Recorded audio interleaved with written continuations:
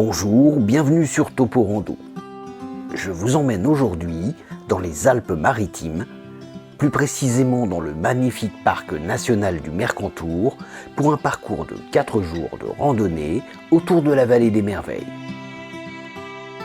De refuge en refuge, cet itinéraire en forme de 8 passera par 4 cols, longera près de 14 lacs d'altitude, me permettra de découvrir les gravures rupestres des merveilles de Fontanalbe, et tout ça accompagné par une multitude de chamois, bouquetins et marmottes.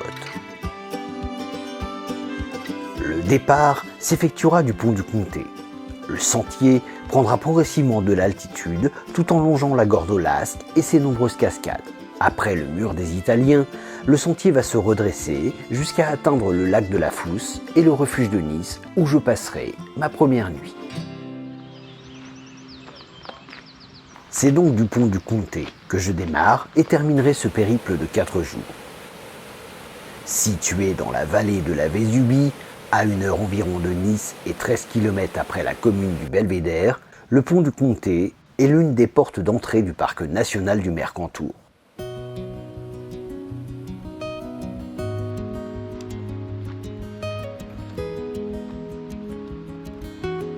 Je m'élance donc plein nord, en direction du refuge de Nice, indiqué en 2h30. Bercé par les fracas de la Gordolasque, le sentier longe d'abord la rive droite de ce cours d'eau qui ne va quasiment pas me quitter de la journée. 5 minutes après le départ, je découvre la cabane qui a servi au tournage de la série Belle et Sébastien. Ce qui, si vous êtes comme moi de la génération de la télévision en noir et blanc, vous ravivera très certainement pas mal de souvenirs.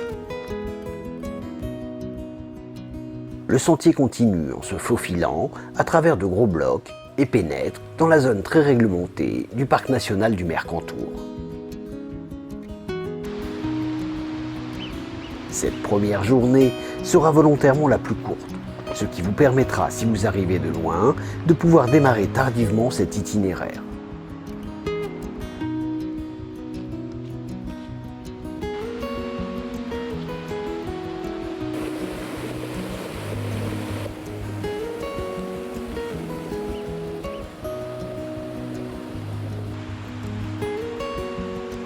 Le parc du Mercantour est réputé pour sa faune nombreuse et familière. Et en effet, dès les premières minutes, j'ai un avant-goût de ce qui m'attend.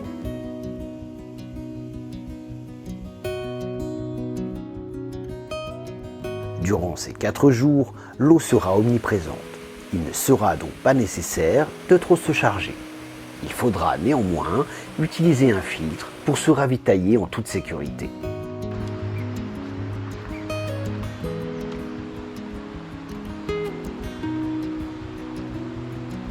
Vers 1785 mètres, une passerelle permet de rejoindre la rive gauche de la Gordolasque qui a pris en cette matinée les couleurs du soleil levant.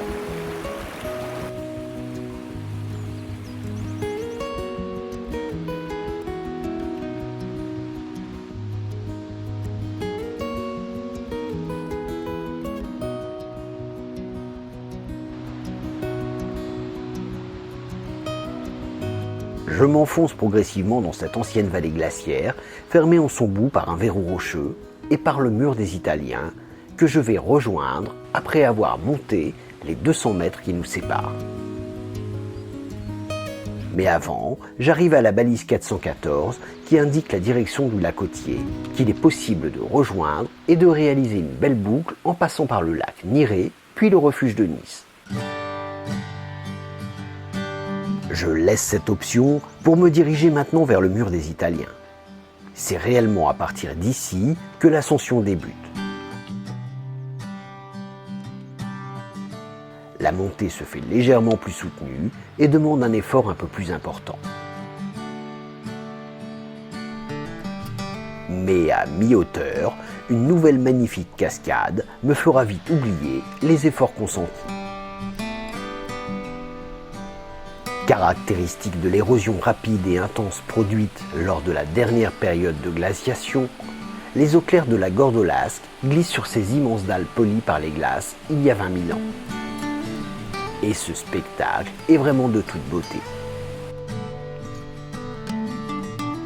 Je reprends l'ascension sur ce sentier remarquablement tracé et même dallé sur certaines portions. Et peu avant d'arriver au mur des Italiens, je croise là, à quelques mètres, plusieurs chamois, pas du tout effrayés par ma présence. Vous verrez d'ailleurs que durant ces 4 jours, ce sont des dizaines de chamois, bouquetins et marmottes que j'ai pu tranquillement observer. Il ne reste qu'une trentaine de mètres avant d'atteindre le mur des Italiens. Et bien aidé par de courts lacets, j'atteins cet ancien péage qui daterait de 1443. Jadis, la Gordolasque était une des branches de la route du sel qui alimentait le Piémont et le duché de Savoie. De nombreuses caravanes de mules franchissaient donc obligatoirement ce mur en s'acquittant d'un droit de passage.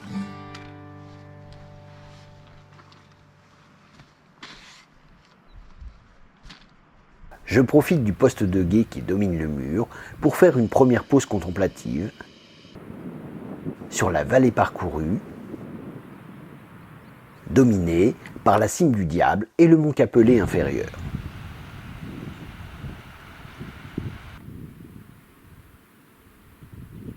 À l'opposé, je découvre le chemin que je vais bientôt emprunter.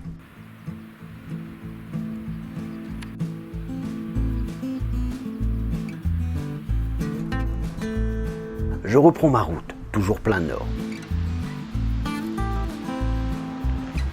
Je longe pendant quelques mètres le cours d'eau avant de nouveau de le franchir et de prendre pied sur sa rive droite.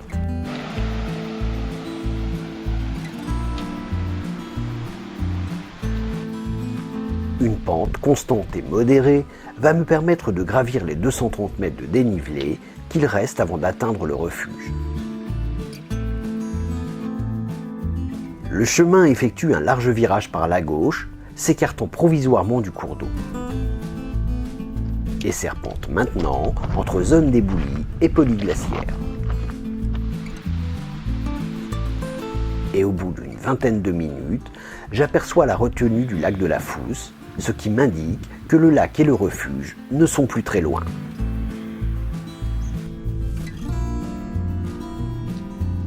Cerné par d'énormes polyglaciaires, le chemin s'aplanit et s'approche de nouveau des rives de la Gordolasque.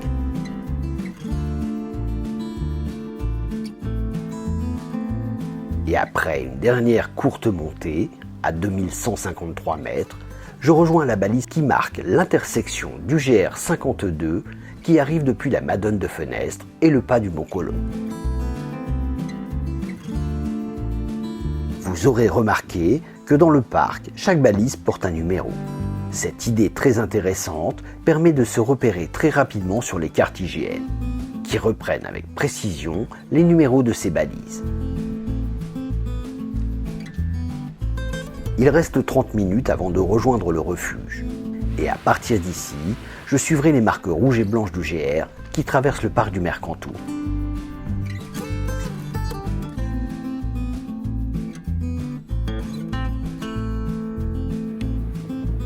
J'arrive à la retenue et j'assiste à un étonnant spectacle d'escalade.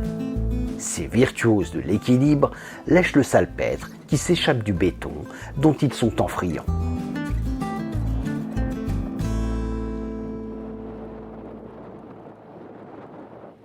Long de 83 mètres, ce barrage hydraulique date de 1969 et retient les 283 milliers de mètres cubes du lac de la Fousse. Au bout du lac et perché sur un éperon rocheux, le refuge de Nice se dévoile. Toujours sur le GR, le sentier va maintenant descendre jusqu'à atteindre les rives du lac, où de nombreux pêcheurs taquinent les belles truites fario qui occupent les lieux.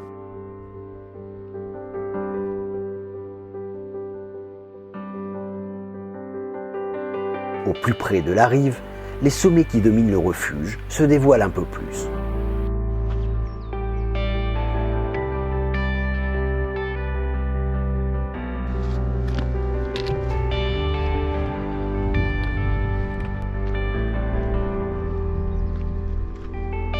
Puis, à l'extrémité du lac, une ligne droite me mène à une dernière passerelle,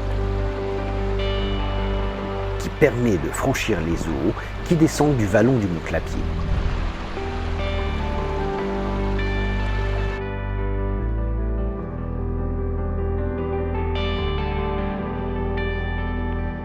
Une dernière montée sur ce chemin très bien entretenu va me mener à 2232 mètres, au refuge, où Christophe, le gardien, vous réservera le meilleur des accueils. Alors salut, je suis Christophe du refuge de Nice, et puis je vous souhaite une belle journée, une bonne rando à tous. Pendant la période de gardiennage, ce confortable refuge CAF a une capacité de 54 couchages. Avec sa terrasse dominant le lac et entouré par les plus hauts sommets du massif, ce refuge offre vraiment une halte très agréable. C'est également l'endroit idéal pour observer la faune du parc national du Mercantour, où bouquetins et chamois y sont particulièrement nombreux et familiers. Pour résumer, il vous faudra environ 3 heures pour réellement profiter de cette belle montée d'environ 550 mètres de dénivelé et d'environ 6 km. Sans aucune difficulté, cette première courte journée permet de débuter tranquillement avant d'attaquer les choses plus sérieuses de la deuxième journée.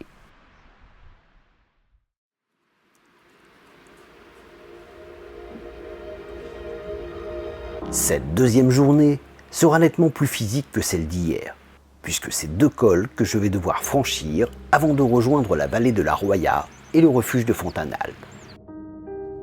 Après une raide montée, je rejoindrai la baisse du Basto, puis une longue descente me mènera au lac éponyme. De là, j'attaquerai le deuxième col de la journée.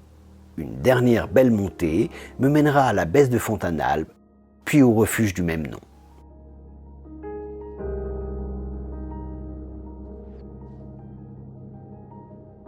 Je quitte donc ce confortable refuge et m'élance vers l'est en direction de la baisse du Basto, indiquée en 2 heures.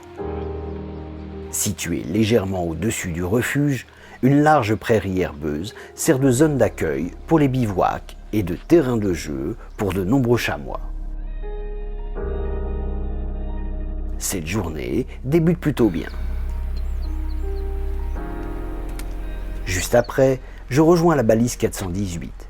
D'ici, il est possible de s'engager dans le vallon de la Fousse en direction du pas est du Mont Clapier. Là encore, je laisse cette option et me dirige vers la baisse du Basto. Cette deuxième journée sera la plus difficile de ces 4 jours.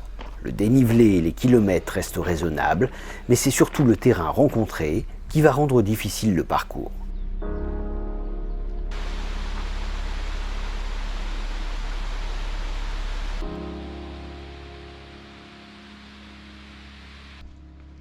Progressivement, les prairies font place à de gros blocs polis par les glaces, où les traces du GR permettent aisément de suivre l'itinéraire. Vers l'ouest, je m'offre un dernier regard sur la vallée déjà traversée, sur le refuge où j'ai passé la nuit, et sur déjà un énième chamois solitaire qui n'a vraiment pas l'air d'être effrayé par ma présence.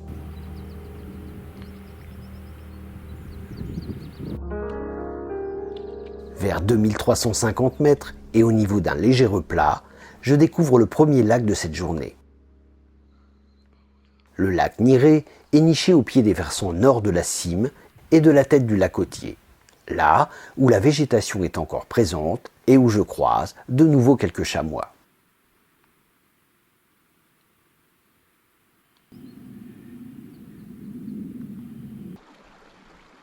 Bientôt, l'étage alpin va changer et c'est dans un environnement beaucoup plus minéral que je vais progresser. Je continue toujours sur le GR qui longe maintenant une série de 3 petites gouilles.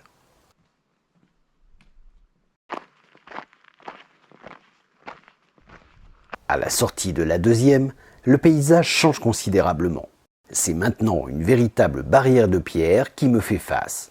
Et je tente d'imaginer où se trouve le col du Basto qui me permettra de sortir de ce milieu chaotique et caillouteux. Passé la dernière gouille, je rentre tout de suite dans le vif du sujet. C'est une énorme zone d'éboulis qu'il va falloir traverser. Sans réelle difficulté, il faudra toutefois par moments céder des mains.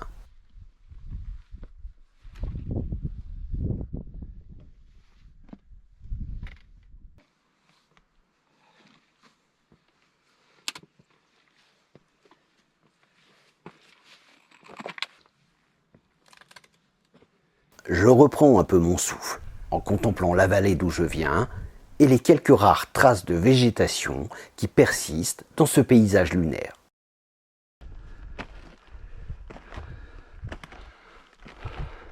L'ascension continue sur de gros blocs, marqués des traces du GR et de quelques cairns qui facilitent le choix du cheminement.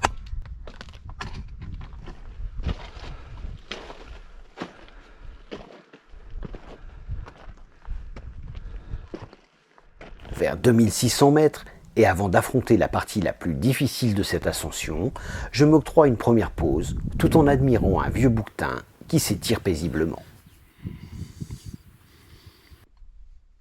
Après avoir suivi du regard quelques randonneurs qui me devancent, j'arrive enfin à déterminer où se trouve le col. Les nuages se font de plus en plus présents, ce qui donne une atmosphère toute particulière à cette dernière ascension.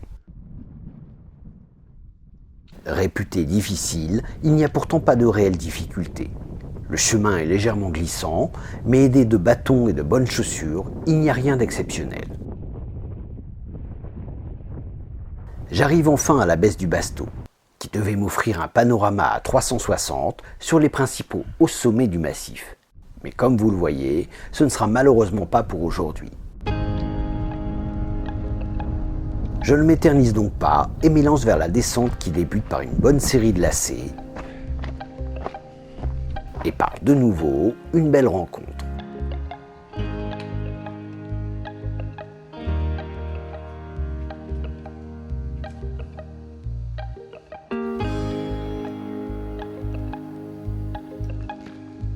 Toujours entre Pierriers et Gros Éboulis, le sentier surplombe un nouveau petit lac.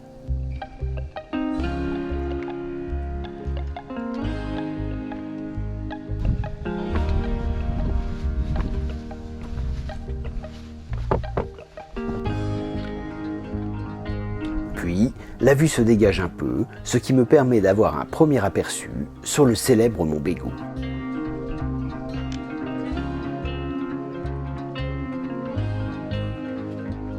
Au niveau de la brèche du Basto, le sentier redevient difficile. C'est une nouvelle série d'éboulis qu'il faut traverser en suivant là encore les marques blanches et rouges du GR.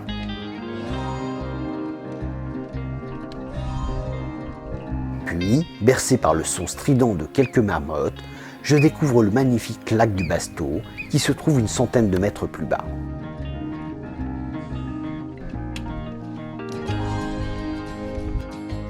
Je décide de faire une petite pause face à ce panorama de toute beauté qui m'offre plusieurs points de vue sur mes prochaines destinations. Vers le sud, au pied du Mont Bégaud, je découvre la baisse de Valmasque, que je rejoindrai lors du 4e jour.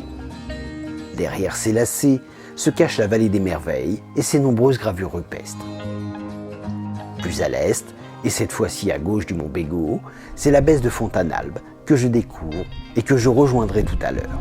Ce qui m'indique qu'il va falloir encore un bel effort avant de rejoindre ce col. Je devrais d'abord redescendre jusqu'au plus près du lac avant de remonter environ encore de 100 mètres. Je profite donc de ce spectacle pour reprendre un peu de force et surtout profiter de cette nouvelle belle rencontre. Malgré mon habitude de la montagne, je n'ai jamais vu autant de chamois aussi peu farouches que dans ce massif.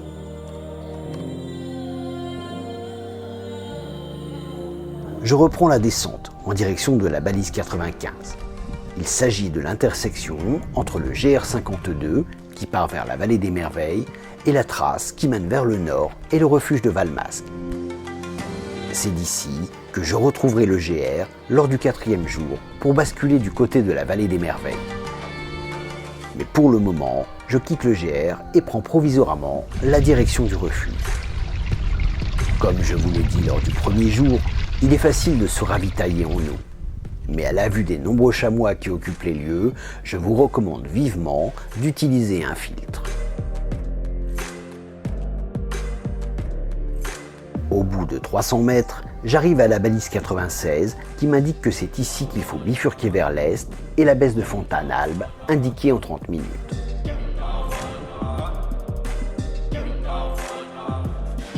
À partir de maintenant, je suis les marques jaunes et bleues qui vont me mener 200 mètres plus haut.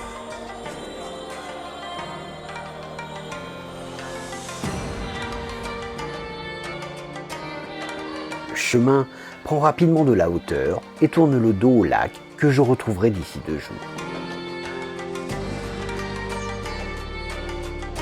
La montée se fait plus raide, mais aidé par de bons lacets, j'atteins en 30 minutes mon deuxième col de la journée.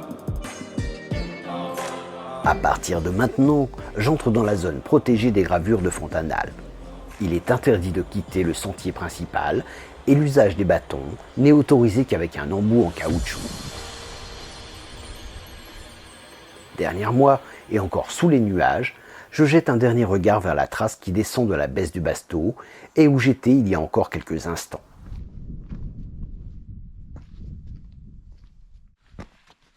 J'entame maintenant une longue descente en direction du refuge.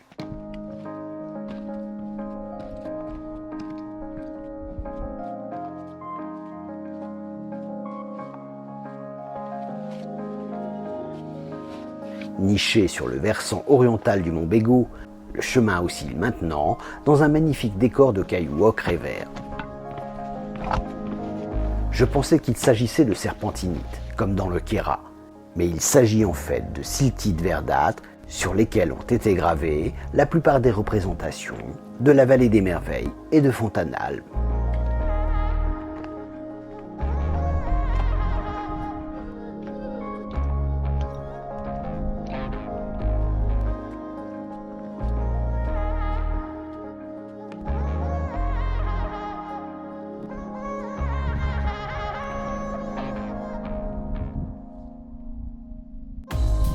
Au bout de quelques minutes, la vue se dégage sur la vallée que je vais bientôt traverser, me laissant entrevoir quelques vestiges militaires datant de l'époque où cette partie du territoire appartenait à nos voisins transalpins. Et également sur cet oiseau des montagnes, là encore peu farouche. La descente s'intensifie un peu, et quelques lacets me permettent de perdre assez rapidement de l'altitude. Il reste 1h15 avant de rejoindre le refuge. La descente fait maintenant place à une belle ligne droite qui longe la courbe de niveau et jalonnée par quelques belles plantes colorées.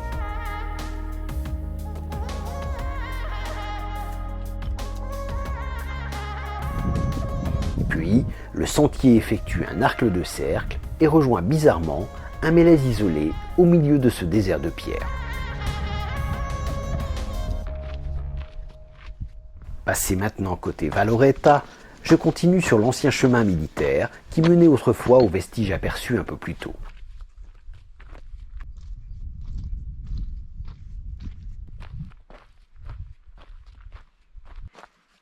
Peu à peu, je découvre la zone préservée des gravures. Les lacs jumeaux, le lac vert et les nombreuses marmottes qui profitent également de la vue.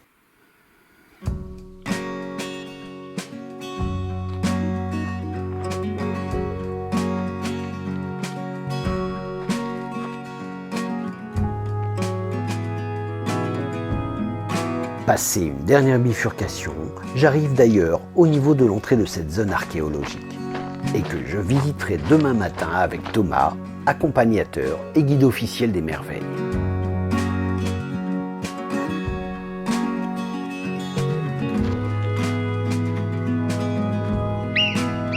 Pour le moment, je continue ma route vers le refuge, indiqué maintenant en 30 minutes.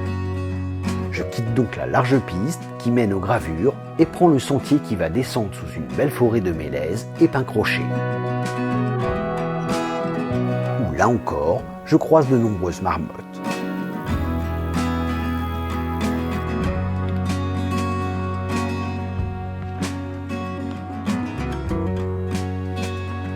Un peu plus loin, je découvre de nouveau les ruines de vestiges militaires occupées de nos jours par des soldats bien plus pacifistes.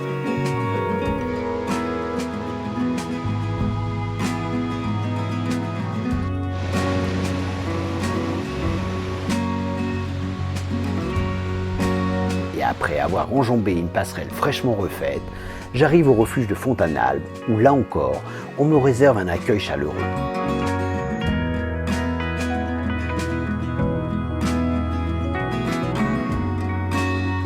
Pour résumer, cette journée est la plus longue de ces 4 jours.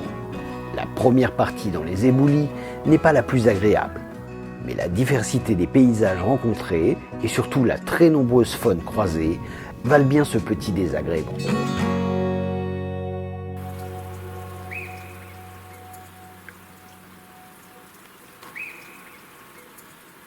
Pour ce 3e jour, je retrouve donc Thomas, guide assermenté, qui va nous faire découvrir le site des gravures rupestres de Fontanalbe. Je débute donc cette journée en retournant sur mes pas afin de découvrir ces fameuses gravures. Puis, je reprendrai ma route jusqu'à atteindre le magnifique petit lac des Grenouilles. Je suivrai ensuite la piste qui va effectuer un large virage en balcon au-dessus de la vallée de Casterino. Une dernière montée entre Cascade, Mélèze et Chamois me mènera au refuge de Valmasque où je passerai ma dernière nuit. À 30 minutes au-dessus du refuge, je rejoins Thomas et un petit groupe avec qui nous allons découvrir ces fameuses gravures. Je m'appelle Thomas, je suis accompagnateur sur le site archéologique de la vallée des Merveilles du Val de Fontanalbe. Donc si vous voulez venir avec moi pour faire une visite sur les gravures, il n'y a pas de problème. Véritable musée à ciel ouvert, les sites de Fontanalbe et des Merveilles nous interpellent. C'est en effet 40 000 gravures pleines de mystères qui nous renvoient à l'âge de bronze. Ces premières gravures pourraient remonter à 4500 ans avant notre ère.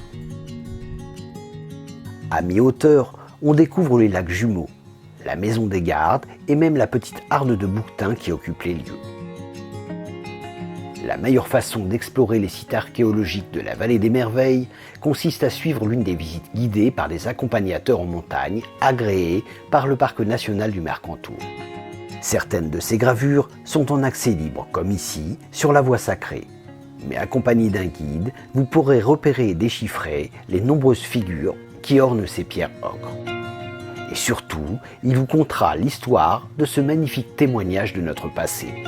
Si vous voulez réserver les visites, vous pouvez taper Merveilles, gravures et découvertes et vous tomberez sur notre site pour réserver. Et il y a d'autres infos qui sont mises sur le site aussi. Voilà, merci beaucoup. Je ne vous montre que volontairement une petite partie de ce que vous pourrez découvrir. Le site étant classé, la diffusion d'images est réglementée. Il est temps de quitter Thomas, qui nous aura en quelques heures transmis sa passion pour sa vallée et son métier. Je reprends la route en direction du refuge où j'ai passé la nuit. Passé le refuge, je m'élance sur la large piste carrossable qui part vers le nord-est. À la limite du parc national du Mercantour, le chemin mène à un petit pont qui surplombe un joli ruisseau et marque l'entrée du vallon de Fontanalbe.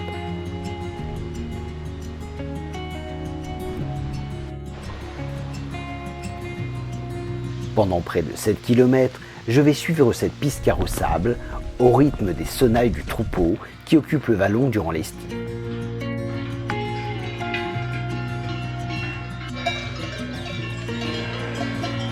Passé le troupeau et les nombreux temps qui vont avec, je retire la couche qui m'a préservé de ces piqûres si désagréables. Si vous êtes habitué à marcher dans les alpages de nos montagnes, vous avez très certainement déjà vécu ça. Le vallon se découvre, et c'est maintenant une véritable symphonie de papillons bien plus inoffensifs qui vont m'accompagner.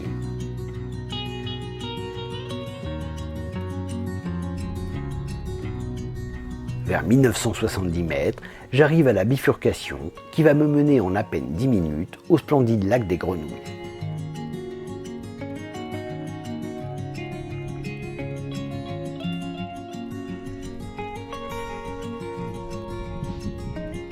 Je profite de l'ombre d'un mélèze pour m'offrir une petite pause face à ce bucolique endroit où j'ai rencontré plus de marmottes que de grenouilles.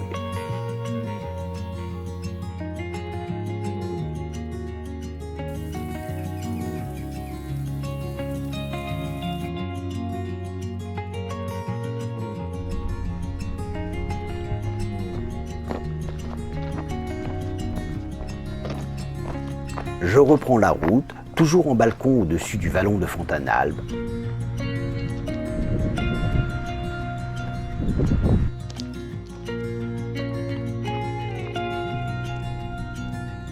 Et bientôt, c'est la vallée de Casterino qui se dévoile. Comme la plus grande partie de cette région, Casterino fut fortement touché lors de la tempête Alex de 2020. Et encore aujourd'hui, l'accès à cette vallée reste délicat.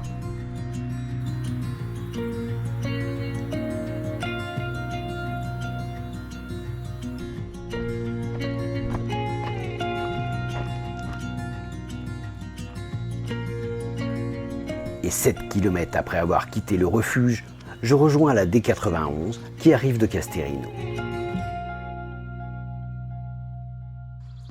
À partir de là, il me reste 2h30 avant de rejoindre le refuge.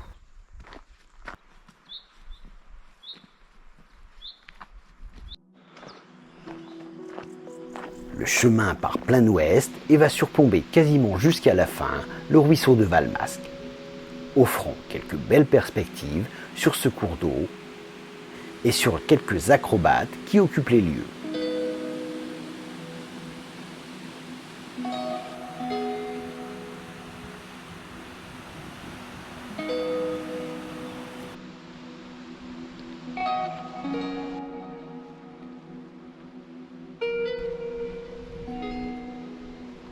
Il me reste 500 mètres de dénivelé avant d'atteindre le refuge.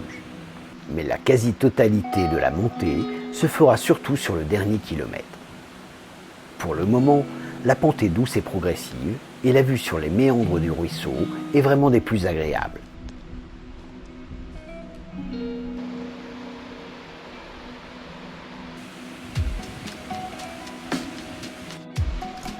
Vers 1850 mètres, la piste se sépare. De là, il est possible de rejoindre le lac de l'Aniel, perché à 2421 mètres. Je reste sur la piste qui part le plus à gauche et qui va progressivement rejoindre le lit du ruisseau. Peu après, je découvre la passerelle qui mène à la Vastière de Valmasque. La piste se resserre progressivement, cernée d'un côté par de nombreux éboulis et de l'autre par une belle forêt de mélèzes. Puis, j'arrive à la balise 374 qui m'indique qu'il me reste 1h15 avant de rejoindre mon objectif du jour.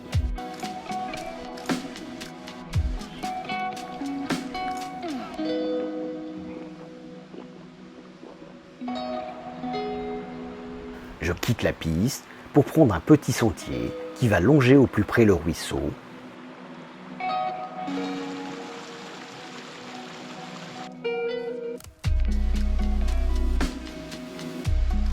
Et naviguer au milieu de plusieurs petits ponts et murs de pierre et où plusieurs cascades émergent.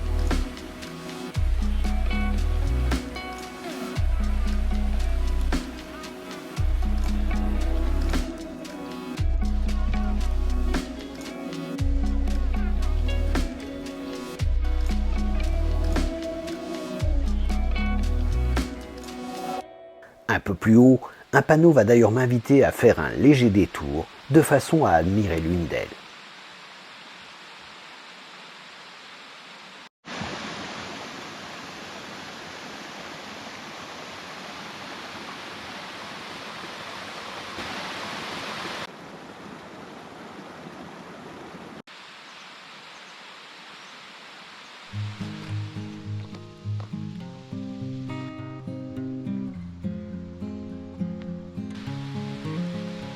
Passé ces chutes d'eau, le sentier se redresse considérablement.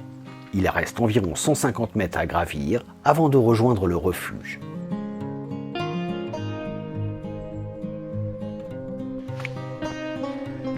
Une bonne série de lacets sur un sentier là encore très bien entretenu va faciliter ces dernières montées.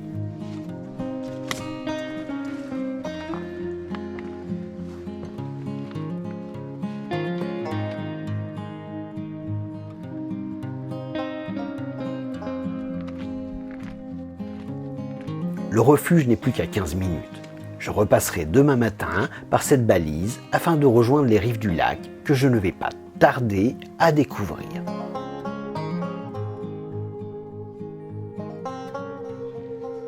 Mais avant, et comme au refuge de Nice, j'observe la faune du parc où bouquetins et chamois y sont toujours aussi nombreux et familiers.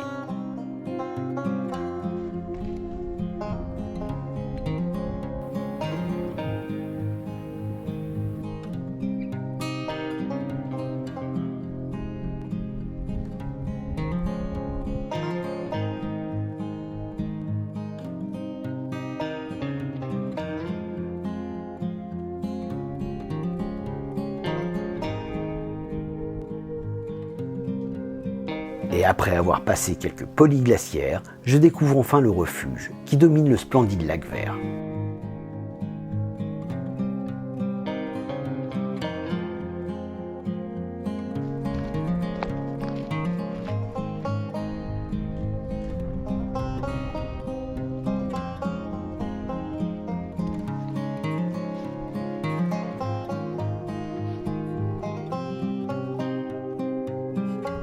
Ce refuge cave de 54 places est idéalement placé.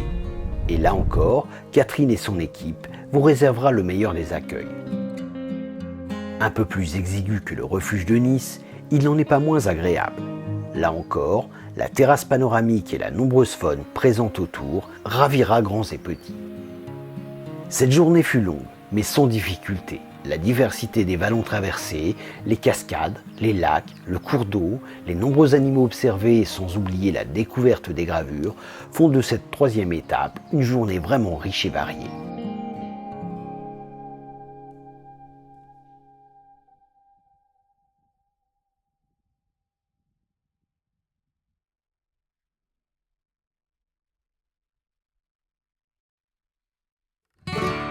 Pour cette quatrième et dernière journée, je débuterai en longeant 3 lacs.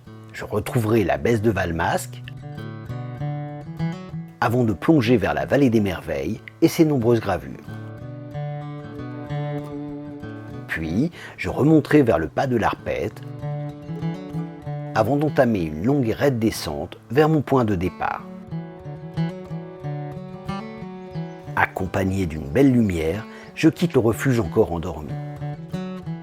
À ma grande surprise, c'est une dizaine de bouquetins et chamois qui profitent également de ce beau soleil matinal.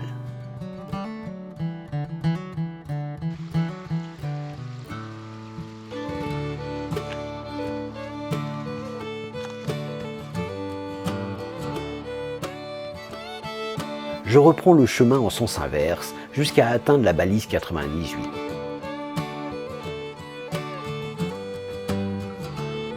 De là, je prends cette fois-ci la direction de la baisse de Valmasque, indiquée en 2 heures. Cette quatrième journée sera assez longue et difficile, car là encore, c'est 2 cols que je vais devoir passer et surtout subir une longue et raide descente après le pas de l'Arpette. Le sentier prend légèrement de la hauteur, contourne un éperon rocheux avant de rebasculer vers le lac Vert.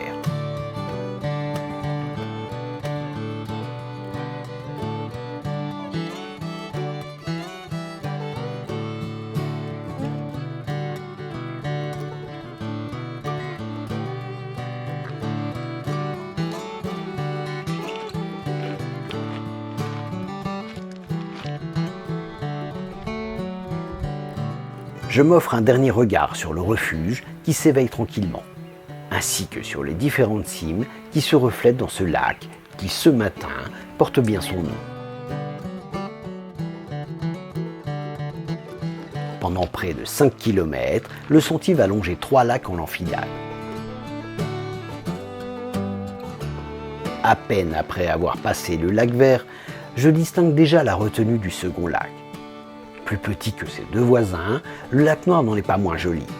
Amplifié par cette belle lumière matinale, c'est maintenant la cime de Montolivo qui vient se refléter dans ces magnifiques eaux.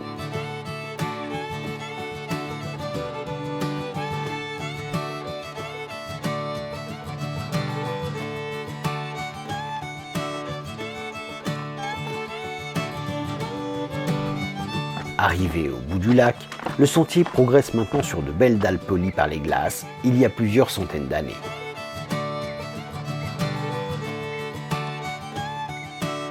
avant d'enchaîner sur le troisième lac de la matinée, je m'offre un dernier coup d'œil sur les cimes qui dominent ce lac noir.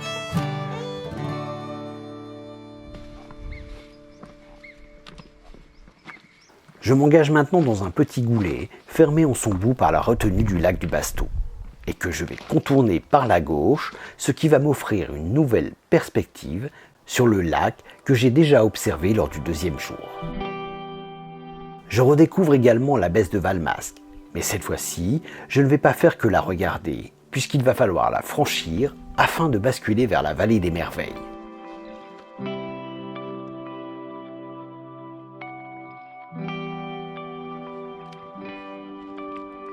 Toujours sur un bon sentier, je me dirige donc vers mon premier col du jour.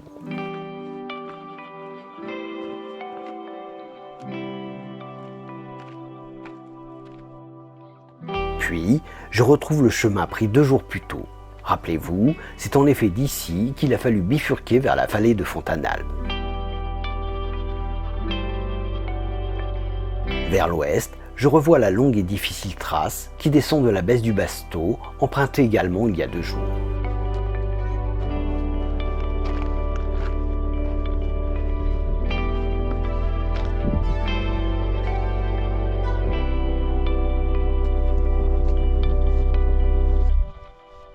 Comme à l'aller, je croise de nouveau de nombreux chamois qui apparemment apprécient ces belles pelouses.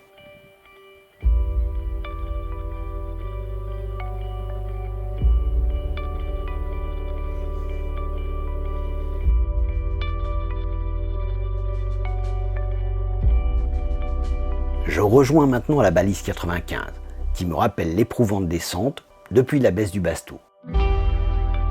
Mais cette fois-ci, c'est vers celle de Valmasque que je me dirige.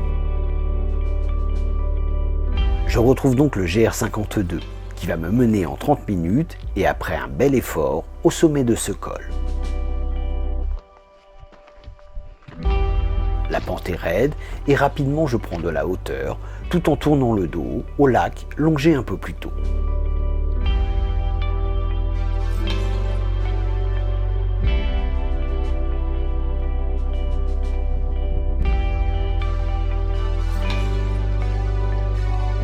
J'arrive au col qui offre un très beau point de vue. Sur la baisse du Basto, nettement moins dans les nuages qu'il y a 2 jours, ainsi que sur les différentes cimes qui dominent le lac.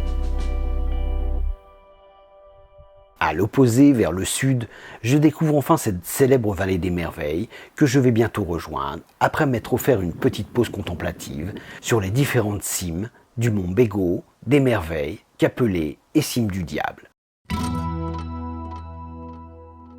À partir d'ici, les bateaux sans protection sont de nouveau interdits. On pénètre dans une zone préservée où il n'est pas autorisé de quitter le sentier. Le nom des Merveilles date d'après la Seconde Guerre et viendrait d'une mauvaise traduction. En effet, avant 1947, nous étions en Italie et pris dans son sens d'origine, ce nom signifiait plutôt la vallée des mystères, des sortilèges. Ce site, modelé là encore par d'anciens glaciers, abrite avec le site visité hier plus de 40 000 gravures datant de l'âge de bronze. C'est pourquoi là encore, les pointes ferrées des bâtons sont interdites. Passé la raide descente, le sentier s'aplanit et navigue au milieu de 2 petites couilles. Et comme dans la vallée de Fontanalbe, les pélites schisteuses de couleur verte sont omniprésentes. Peu avant d'arriver sur une zone d'éboulis, le GR traverse le petit cours d'eau.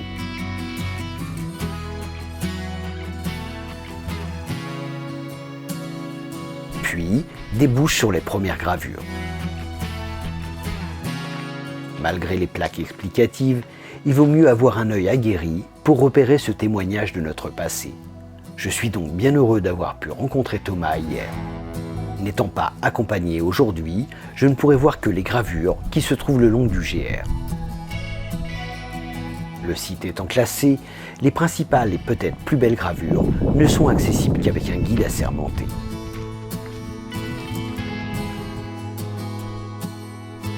Mais quelques gravures bien connues restent visibles. C'est ce que je vais découvrir juste après avoir longé le petit lac des Merveilles. Au bout de ce petit lac, un panneau invite à découvrir la stèle du chef de tribu qui se trouve à une vingtaine de mètres. Je refranchis donc le torrent, aidé par de gros blocs qui servent de passerelle. Et je découvre la célèbre gravure. Les glaciers du Quaternaire ont poli ces dalles de schiste vert, ce qui a donné un support privilégié pour réaliser ce joyau de la vallée. Mais il s'agit en fait d'une copie. L'origine trône maintenant au Musée des Merveilles, dans la petite ville de Tende.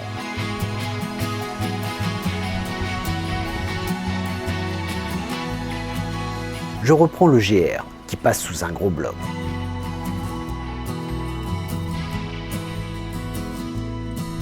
Puis, je découvre une autre gravure, bien connue de cette vallée des merveilles. Ce sont les cornes réunies par une série de cupules qui évoquent une couronne d'épines, d'où l'appellation du Christ. Le sentier franchit de nouveau le cours d'eau et va le longer maintenant par sa rive droite. Et quelques minutes plus loin, je découvre une nouvelle série de gravures sur l'endroit que l'on a appelé la paroi vitrifiée. Mais là encore, les dégradations sont tellement importantes qu'il est difficile sans guide de déchiffrer cette page d'histoire.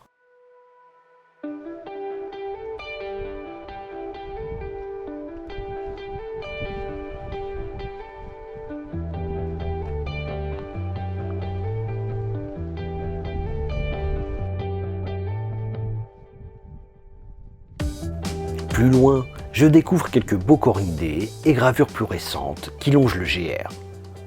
En voyant les nombreuses dégradations, je comprends pourquoi les bâtons ferreux sont totalement interdits.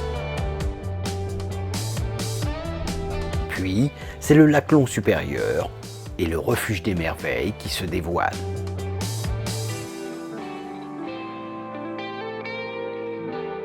Légèrement au-dessus se trouve le lac Fourca, ainsi que la maison des archéologues.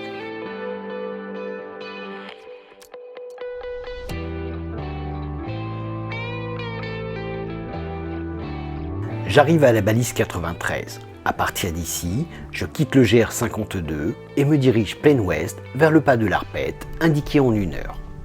Droit dans la pente, je prends de la hauteur et m'éloigne progressivement de cette série de lacs et du cœur de la vallée des merveilles.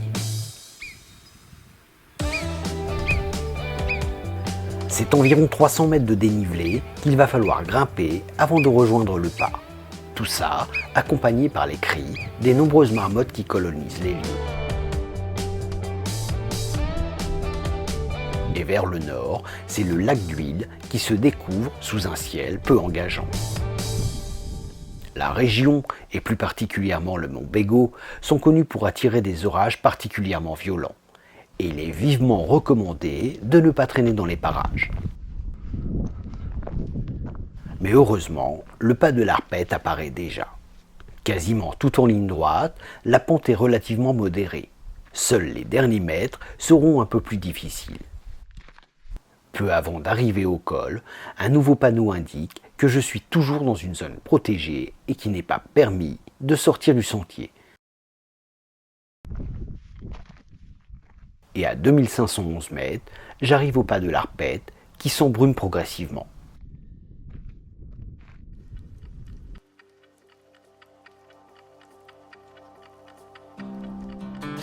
Je jette donc un dernier rapide coup d'œil vers la vallée des merveilles avant de m'élancer vers une longue descente en direction du parking où j'ai laissé la voiture il y a maintenant 4 jours. À partir d'ici, il n'est plus nécessaire de protéger ces bâtons. La descente va être longue puisque c'est plus de 800 mètres de dénivelé qu'il va falloir que mes genoux encaissent. Mais régulièrement, quelques tendres scènes vont me permettre de souffler un peu.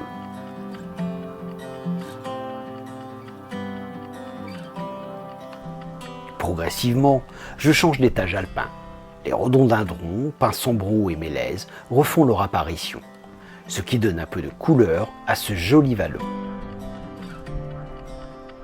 Où là encore, j'aperçois de nombreux chamois.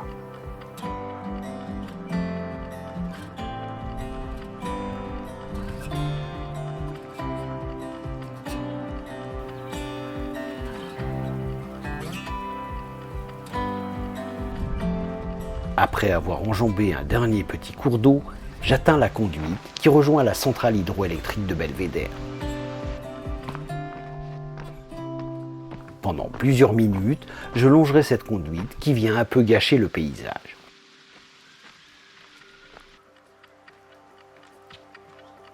À partir de là, la descente va demander un effort plus important.